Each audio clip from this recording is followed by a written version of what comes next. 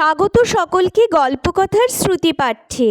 আজকের পর্বে আপনাদেরকে পাঠ করে শোনাব রবীন্দ্রনাথ ঠাকুরের রচিত ভ্রমণ সাহিত্য জাপান যাত্রী থেকে চতুর্থ এবং পঞ্চম চিঠি। 24শে বৈশাখ অপরাহ্নে রেঙ্গুনে পৌঁছনো গেল। চোখের পিছনে চেয়ে দেখার একটা পাকযন্ত্র আছে, সেইখানে দেখাগুলো বেশ করে হজম হয়ে না গেলে সেটাকে নিজের করে দেখানো যায় না।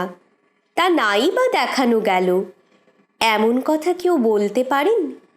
যেখানে যাওয়া গেছে সেখানকার মোটামুটি বিবরণ দিতে দোষ কি? দোষ না থাকতে পারে, কিন্তু আমার অভ্যাস অন্য রকম। আমি টুকে যেতে টেঁকে যেতে পারিনি।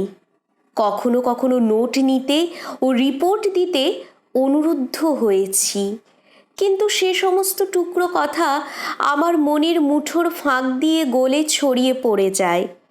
প্রত্যক্ষটা একবার আমার মনের নৈপথ্যে অপ্রত্যক্ষ হয়ে গিয়ে তারপরে যখন প্রকাশের মঞ্চে এসে দাঁড়ায়, তখনই তার সঙ্গে আমার ব্যবহার। ছুটতে ছুটতে তাড়াতাড়ি দেখে দেখে বেড়ানো আমার পক্ষে ক্লান্তিকর এবং নিষ্ফল। অতএব আমার কাছ থেকে বেশ ভদ্ররকম ভ্রমণ বৃত্তান্ত তোমরা পাবে না। আদালতে সত্যপাঠ করে আমি সাক্ষী দিতে পারি যে রেঙ্গুন নামক এক শহরে আমি এসেছিলুম, কিন্তু যে আদালতে আরও বড় রকমের সত্যপাঠ করতে হয় সেখানে আমাকে বলতেই হবে রেঙ্গুনে এসে পৌঁছইনি। এমন হতেও পারে রেঙ্গুন শহরটা খুব একটা সত্য বস্তু নয়। রাস্তাগুলি সোজা, চওড়া, পরিষ্কার, বাড়িগুলি তকতক করছে। রাস্তায় ঘাটে মাদ্রাজি, পাঞ্জাবি, গুজরাটি ঘুরে বেড়াচ্ছে। তার মধ্যে হঠাৎ কোথাও যখন রঙিন রেশমের কাপড় পরা ব্রহ্মদেশের পুরুষ বা মেয়ে দেখতে পাই, তখন মনে হয় এরাই বুঝি বিদেশি। আসল কথা, গঙ্গার পুলটা যেমন গঙ্গার নয়, বরঞ্চ সেটা গঙ্গার গলার ফাঁসি। রেঙ্গুন শহরটা তেমনি ব্রহ্মদেশের শহর নয়, ওটা যেন সমস্ত দেশের প্রতিবাদের মতো। প্রথমত ইরাবতী। ইরাবতী হচ্ছে ব্রহ্মদেশের মায়ানমার প্রধান নদী।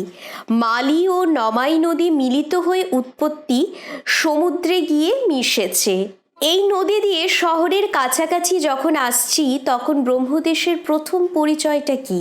দেখি তীরে বড় বড় সব কেরোসিন তেলের কারখানা লম্বা লম্বা চিমনি আকাশে তুলে দিয়ে ঠিক যেন চিত হয়ে পড়ে বর্মা চুরুট খাচ্ছে। তারপরে যত এগোতে থাকি, দেশ বিদেশের জাহাজের ভিড়। তারপর যখন ঘাটে এসে পৌঁছই, তখন তট বলে পদার্থ দেখা যায় না। সারি সারি জেটিগুলো যেন বিকট আকার লোহার জোঁকের মতো ব্রহ্মদেশের গায়ে এক্কেবারে ছেঁকে ধরেছে। তারপরে আপিস, আদালত, দোকান বাজারের মধ্য দিয়ে আমার বাঙালি বন্ধুদের বাড়িতে গিয়ে উঠলুম। এখানে বাঙালি বন্ধুদের বলতে কেশবচন্দ্র সেনের কন্যা সুজাতা ও তাঁর স্বামী ব্যারিস্টার সুরেন্দ্রনাথ সেনের কথা বলা হয়েছে। কোনো ফাঁক দিয়ে ব্রহ্মদেশের কোনো চেহারাই দেখতে পেলুম না। মনে হলো রেঙ্গুন ব্রহ্মদেশের ম্যাপে আছে, কিন্তু দেশে নেই। অর্থাৎ এ শহর দেশের মাটি থেকে গাছের মতো ওঠেনি। এ শহর কালের স্রোতে ফেনার মতো ভেসেছে। সুতরাং এর পক্ষে এ জায়গাও যেমন অন্য জায়গাও তেমনি। আসল কথা, পৃথিবীতে যেসব শহর সত্য তা মানুষের মমতার দ্বারা তৈরি হয়ে উঠেছে।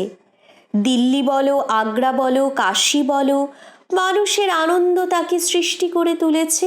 কিন্তু বাণিজ্য লক্ষ্মী নির্মম। তার পায়ের নিচে মানুষের মানস সরোবরের সৌন্দর্য শতদল ফোটে না। মানুষের দিকে সে তাকায় না। সে কেবল দ্রব্যকে চায়, যন্ত্র তার বাহন। গঙ্গা দিয়ে যখন আমাদের জাহাজ আসছিল, তখন বাণিজ্যশ্রীর নির্লজ্জ নির্দয়তা নদীর দুই ধারে দেখতে দেখতে এসেছি। ওর মনে প্রীতি নেই বলেই বাংলাদেশের এমন সুন্দর গঙ্গার ধারকে এত অনায়াসে নষ্ট করতে পেরেছে। আমি মনে করি আমার পরম সৌভাগ্য এই যে কদর্যতার লৌহবন্যা যখন কলকাতার কাছাকাছি দুই তীরকে মেটে বুরুজ থেকে হুগলি পর্যন্ত গ্রাস করবার জন্যে ছুটে আসছিল, আমি তার আগেই জন্মেছি। তখনও গঙ্গার ঘাটগুলি গ্রামের স্নিগ্ধ বাহুর মতো গঙ্গাকে বুকের কাছে আপন করে ধরে রেখেছিল। কুঠির নৌকাগুলি তখনও সন্ধ্যাবেলায় তীরে তীরে ঘাটে ঘাটে ঘরের লোকগুলিকে ঘরে ঘরে ফিরিয়ে আনত। একদিকে দেশের হৃদয়ের ধারা, আরেকদিকে দেশের এই নদীর ধারা, এর মাঝখানে কোনো কঠিন কুৎসিত বিচ্ছেদ এসে দাঁড়ায়নি। তখনও কলকাতার আশেপাশে বাংলাদেশের যথার্থ রূপটিকে দুই চোখ ভরে দেখবার কোনো বাধা ছিল না। সেই জন্যেই কলকাতা আধুনিক শহর হলেও কোকিল শিশুর মতো তার পালনকর্ত্রীর নীড়কে এক্কেবারে রিক্ত করে অধিকার করেনি। কিন্তু তারপরে বাণিজ্য সভ্যতা যতই প্রবল হয়ে উঠতে লাগলো, ততই দেশের রূপ আচ্ছন্ন হতে চলল। এখন কলকাতা বাংলাদেশকে আপনার চারিদিক থেকে নির্বাসিত করে দিচ্ছে।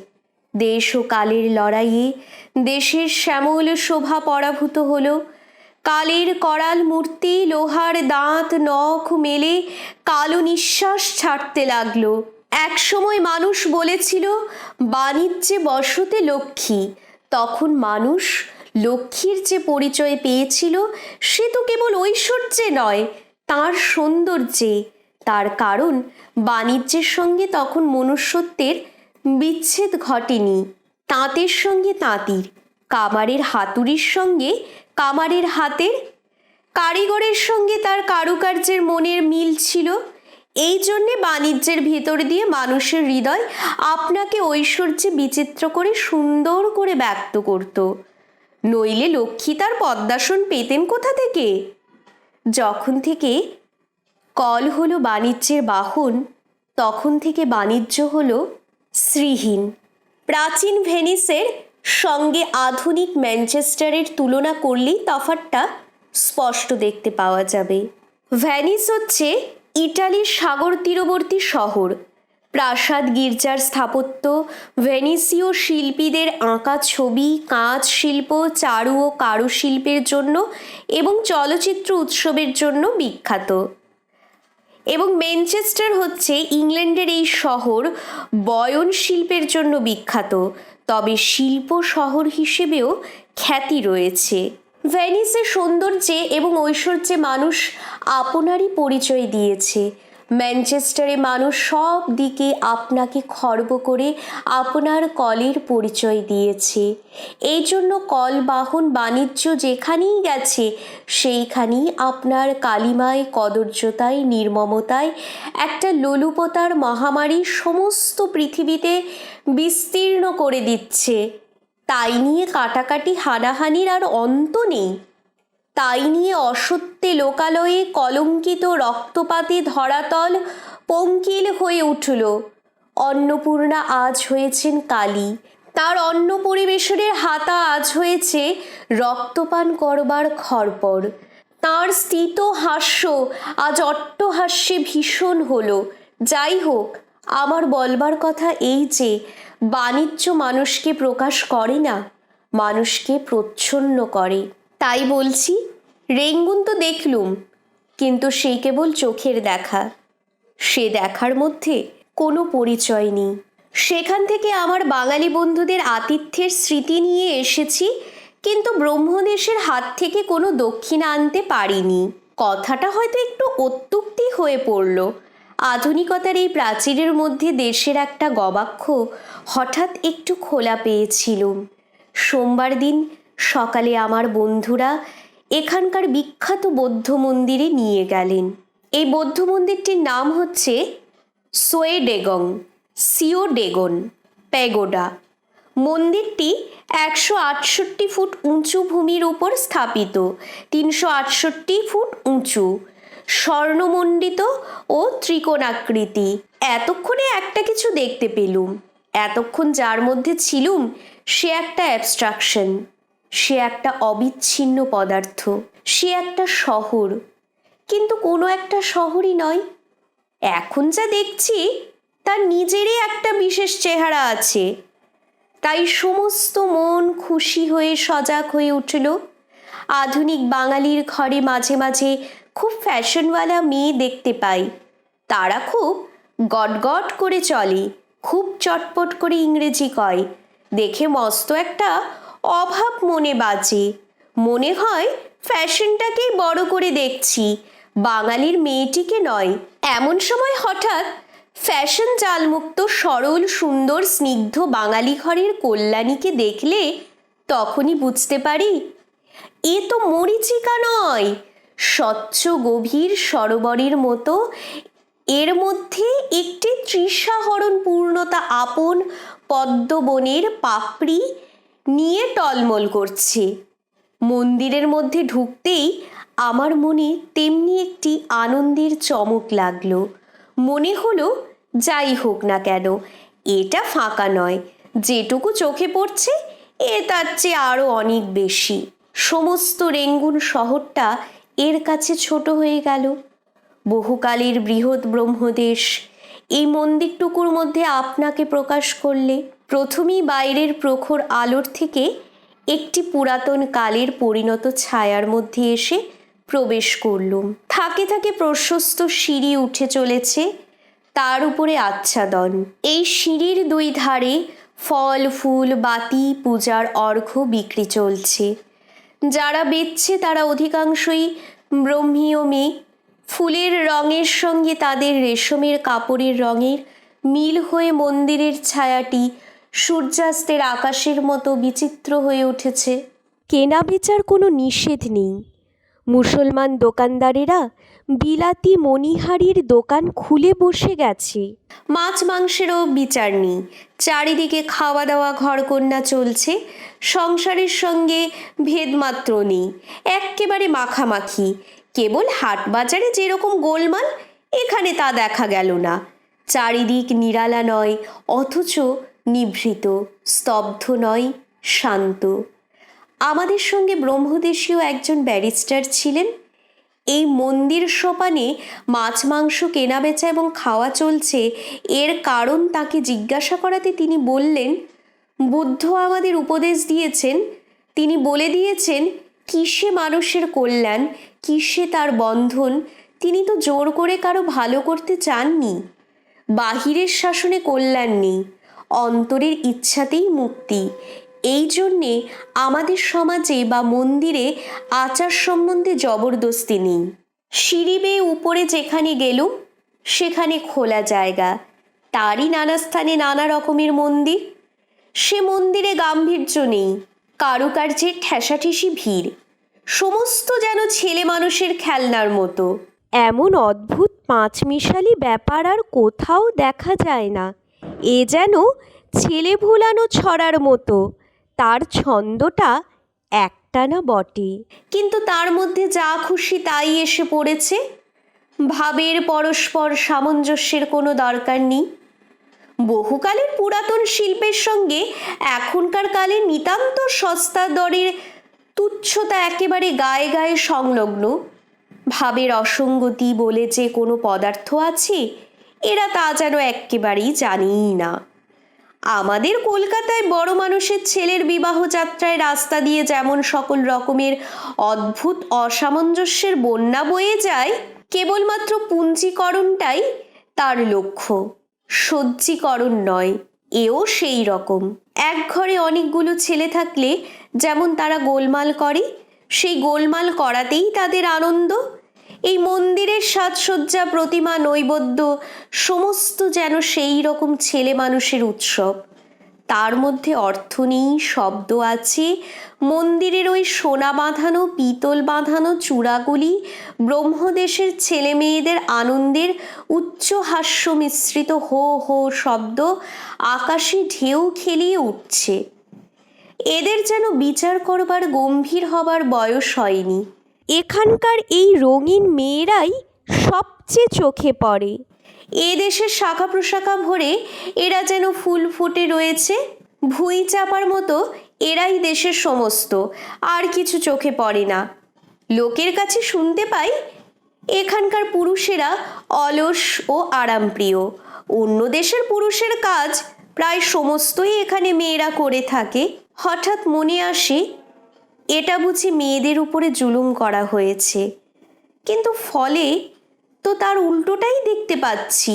এই কাজকর্মের হিল্লোলে মেয়েরা আরও যেন বেশি করে বিকশিত হয়ে উঠছে। কেবল বাইরে বেরোতে পারাই যে মুক্তি তা নয়, অবাধে কাজ করতে পাওয়া মানুষের পক্ষে তার চেয়ে বড় মুক্তি। পরাধীনতাই সবচেয়ে বড় বন্ধন নয়, কাজের সংকীর্ণতাই হচ্ছে সবচেয়ে কঠোর খাঁচা। এখানকার মেয়েরা সেই খাঁচা থেকে ছাড়া পেয়ে এমন পূর্ণতা এবং আত্মপ্রতিষ্ঠা লাভ করেছে। তারা নিজের অস্তিত্ব নিয়ে নিজের কাছে সংকুচিত হয়ে নেই। রমণীর লাবণ্যে যেমন তারা প্রেয়সী, শক্তির মুক্তি গৌরবে তেমনি তারা মহীয়সী। কর্মতৎপরতাই যে মেয়েদের যথার্থ শ্রী দেয়, সাঁওতাল মেয়েদের দেখে তা আমি প্রথম বুঝতে পেরেছিলাম। তারা কঠিন পরিশ্রম করে, কিন্তু কারিগর যেমন কঠিন আঘাতে মূর্তিটিকে সুব্যক্ত করে তোলে, তেমনি এই পরিশ্রমের আঘাতেই এই সাঁওতাল মেয়েদের দেহ এমন নিটোল, এমন সুব্যক্ত হয়ে ওঠে। তাদের সকল প্রকার গতিভঙ্গিতে এমন একটা মুক্তির মহিমা প্রকাশ পায়। কবি কিটস বলেছেন, সত্যই সুন্দর, অর্থাৎ সত্যের বাধামুক্ত সুসম্পূর্ণতাই সৌন্দর্য। সত্য মুক্তি লাভ করলে আপনি সুন্দর হয়ে প্রকাশ পায়। প্রকাশের পূর্ণতাই সৌন্দর্য। এই কথাটাই আমি উপনিষদের এই বাণীতে অনুভব করি। আনন্দ রূপম মৃতং যদ বিভাতি, অনন্ত স্বরূপ যেখানে প্রকাশ পাচ্ছেন সেখানেই তার অমৃত রূপ, আনন্দরূপ। মানুষ ভয়ে, লোভে, ঈর্ষায়, মূঢ়তায়, প্রয়োজনের সংকীর্ণতায় এই প্রকাশকে আচ্ছন্ন করে বিকৃত করে এবং সেই বিকৃতিকেই অনেক সময় বড় নাম দিয়ে বিশেষভাবে আদর করে থাকে। পঞ্চম চিঠি। 29শে বৈশাখ বিকেলের দিকে যখন পিনাঙের বন্দরে ঢুকছি, আমাদের সঙ্গে যে বালকটি এসেছে তার নাম মুকুল। সে বলে উঠল, স্কুলে একদিন পিনাং সিঙ্গাপুর মুখস্থ করে মরেছি। সেই পিনাং সিঙ্গাপুর দক্ষিণ এশিয়ার মালয় উপদ্বীপের দক্ষিণ ভাগে অবস্থিত ক্ষুদ্র দেশ। 1963 খ্রিস্টাব্দ থেকে স্বাধীন রাষ্ট্র, আর পিনাং হলো মালয়েশিয়ার বিখ্যাত বন্দর। তখন আমার মনে হলো, স্কুলের ম্যাপে পিনাং দেখা যেমন সহজ ছিল, তার চেয়ে বেশি শক্ত নয়। তখন মাস্টার ম্যাপে আঙুল বুলিয়ে দেশ দেখাতেন, হচ্ছে জাহাজ বুলিয়ে দেখানো। এরকম ভ্রমণের মধ্যে বস্তুতন্ত্রতা খুব সামান্য।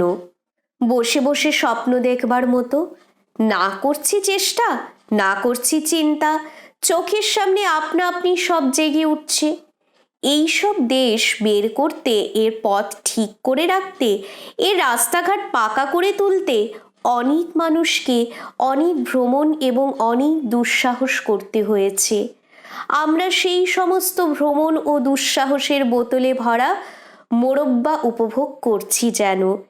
এতে কোনো কাঁটা নেই, খোসা নেই, আঁটি নেই, কেবল শ্বাসটুকু আছে, আর তার সঙ্গে যতটা সম্ভব চিনি মেশানো।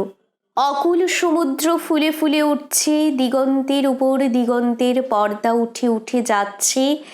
দুর্গমতার একটা প্রকাণ্ড মূর্তি চোখে দেখতে পাচ্ছি, অথচ আলিপুরে খাঁচার সিংহটার মতো তাকে দেখে আমোদ বোধ করছি। ভীষণ মনোহর হয়ে দেখা দিচ্ছে।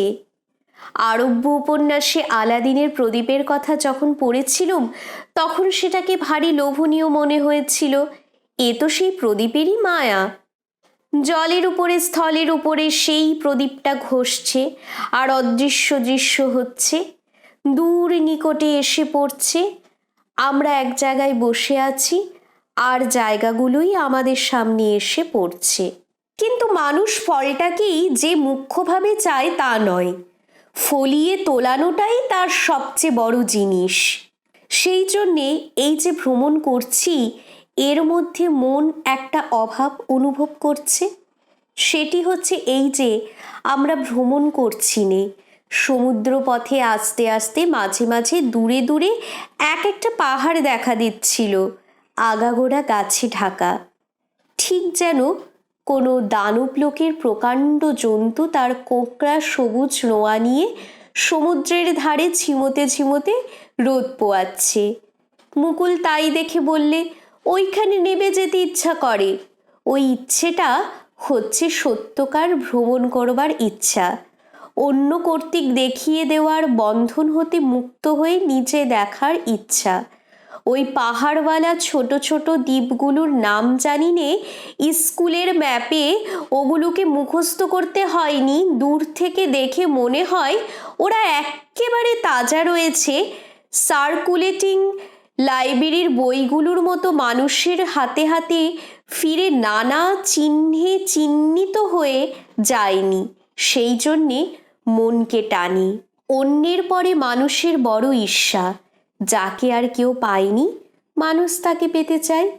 তাতে যে পাওয়ার পরিমাণ বাড়ে তা নয়, কিন্তু পাওয়ার অভিমান বাড়ে। সূর্য যখন অস্ত যাচ্ছে তখন পিনাঙের বন্দরে জাহাজ এসে পৌঁছলো। মনে হলো বড় সুন্দর এই পৃথিবী, জলের সঙ্গে স্থলের যেন প্রেমের মিলন দেখলুম। ধরণী তার দুই বাহু মেলে সমুদ্রকে আলিঙ্গন করছে, মেঘের ভিতর দিয়ে নীলাভ পাহাড়গুলির উপরে যে একটি সুকোমল আলো পড়ছে, সে যেন অতি সূক্ষ্ম সোনালি রঙের ওড়নার মতো। তাতে বধূর মুখ ঢেকেছে না প্রকাশ করছে তা বলা যায় না। জলে স্থলে আকাশ মিলে এখানে সন্ধ্যাবেলাকার স্বর্ণতরুণীর থেকে স্বর্গীয় নহবত বাজতে লাগলো। পালতোলা সমুদ্রের নৌকাগুলির মতো মানুষের সুন্দর সৃষ্টি অতি অল্পই আছে। যেখানে প্রকৃতির ছন্দে লয়ে মানুষকে চলতে হয়েছে, সেখানে মানুষের সৃষ্টি সুন্দর না হয়ে থাকতে পারে না। নৌকাকে জল বাতাসের সঙ্গে সন্ধি করতে হয়েছে, এই জন্যেই জল বাতাসের শ্রীটুকু সে পেয়েছে। কল যেখানে নিজের জোরে প্রকৃতিকে উপেক্ষা করতে পারে, সেখানেই সেই উদ্ধত্যে মানুষের রচনা কুশ্রী হয়ে উঠতে লজ্জামাত্র করে না। কলের জাহাজে পালের জাহাজের চেয়ে সুবিধা আছে, কিন্তু সৌন্দর্য নেই। জাহাজ যখন আস্তে আস্তে বন্দরের গা ঘেঁষে এলো, যখন প্রকৃতির চেয়ে মানুষের দুশ্চেষ্টা বড় হয়ে দেখা দিল, কলের চিমনিগুলো প্রকৃতির বাঁকা ভঙ্গিমার উপর তার সোজা আঁচড় কাটতে লাগলো, তখন দেখতে পেলুম মানুষের রিপু জগতে কি কুশ্রিতাই সৃষ্টি করছে। সমুদ্রের তীরে তীরে বন্দরে বন্দরে মানুষের লোভ ও কদর্য ভঙ্গিতে স্বর্গ কি ব্যঙ্গ করছে, এমনই করেই নিজেকে স্বর্গ থেকে নির্বাসিত করে দিচ্ছে।